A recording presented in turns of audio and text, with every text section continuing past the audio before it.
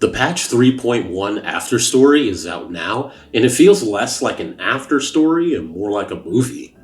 It has revealed far more details on the Fraxidus than I could have ever imagined, and we got details on Luke and the future of Wuthering Waves. But before we continue, greetings, I'm Seraflor. If you're new here, welcome. I hope you'll consider subscribing. And if you're not new, welcome back. Let's talk about 3.1's after story. The biggest thing I want to talk about is all of the lore bombs we got. We now know several new overseers, Siren, Hydra, and Zashiki Watashi.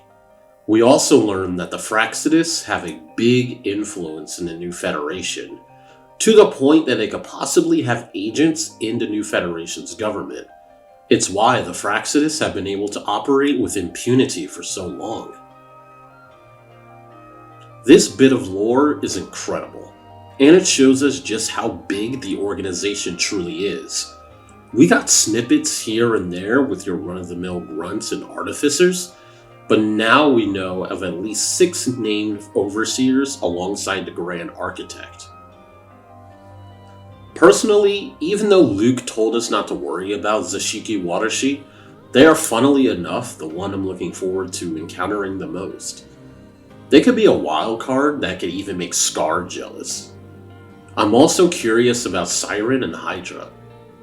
Luke tells us that they're always together or are close to one another. Could they be siblings? Twins?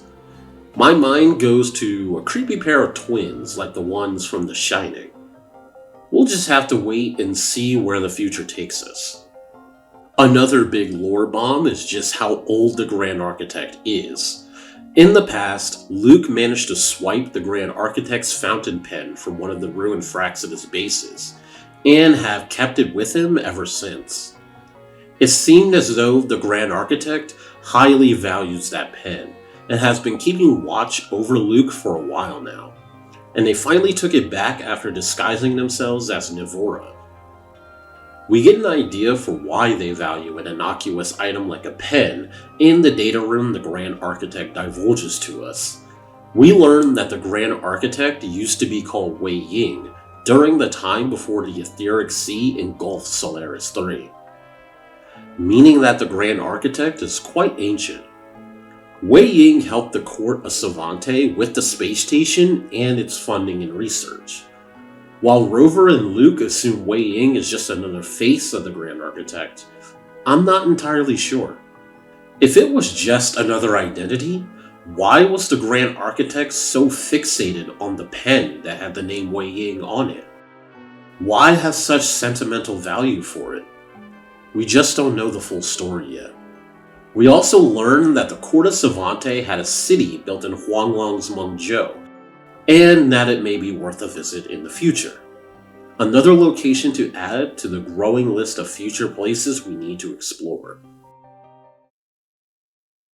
Aside from the lore bombs, we learn quite a bit about Luke too. Even though most of his backstory was covered by the Resonator Showcase, we learn some extra tidbits about him. Most importantly, the fact that he has a brother. From what past Rover said, his brother is still alive despite the horrible experiments done to him by their father. So there is a chance we could meet Luke's brother someday. Or maybe, if the theories are right, we have already met him. I like Luke as a character a lot. His relationship with Rover is far beyond any surface level attraction. Luke has a deep respect for Rover and treats them like the confidant they were to him. Rover helped Luke at his lowest in the past, and Luke is doing the same for Rover now. He's the type of character that Rover needed to be vulnerable around and trust. As for Rover themselves, after learning that the Grand Architect was responsible for Imith's death 10 years ago, they were clearly enraged. Now, the battle against the Grand Architect is personal. Of course, even though they are angry, they're also exhausted, and you see and hear it through their dialogue and their animations when they walk with Luke. It really makes you feel for Rover. They feel like their memory loss was a mistake, as it has caused more harm than good to not just Imith, but to Luke, the Black Shores, and more people Rover knows and may not know anymore. I love this introspection and self-doubt from Rover, as it allows them to become multifaceted and come to terms with their actions. As Luke says, he and the others chose to believe in Rover because of their ability to inspire and bring hope to others. That's all I have to say for the afterstory of 3.1. Once again, another incredible story. If I had any negatives, it would be that it's not really clear what happened to the real Navora. I wish we could have gotten a cut scene of some sort showing the real her. But that's about it. Thanks for watching, and I'll see you all next time. Later.